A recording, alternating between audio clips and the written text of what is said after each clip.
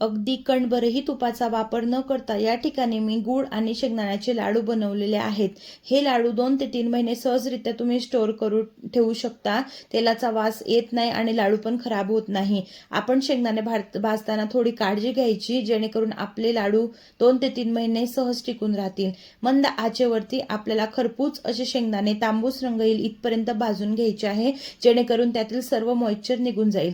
नंतर ते थंड करून त्याची साल काढून घ्यायची। त्यातील 1 वाटी शेंगदाणे मी घेतले आहे आणि ते मिक्सरला बारीक वाटून घेतलेले आहे। नंतर त्याच वाटीच्या सहाय्याने 1 वाटी गूळ मी मिक्सरला फिरवून घेतलेला आहे।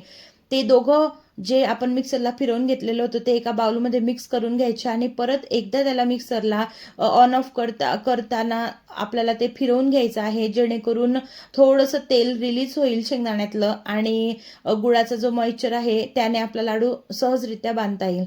तुम्ही बघू शकता किती इझिली लाडू बांधला जातोय। तुपाचा या ठिकाणी मी कुठेच वापर केलेला नाहीये। तुपाचा जर आपण वापर केला तर त्याचा थोडासा स्मेल येऊ शकतो, जेणेकरून आपल्याला ते स्टोअर करायला प्रॉब्लेम होईल। अगदी सहजरित्या या ठिकाणी आपले शेंगदाणे आणि गुळाचे लाडू बनून तयार झालेले आहे। रेसिपी नक्की करून बघा। रेसिपी आवडल्यास लाईक करा, शेअर करा आणि चॅनलवरती नवीन असाल तर चॅनलला सबस्क्राईब नक्की करा, जेणेकरून अशाच तुम्हाला नवनवीन रेसिपी पाहायला भेटतील।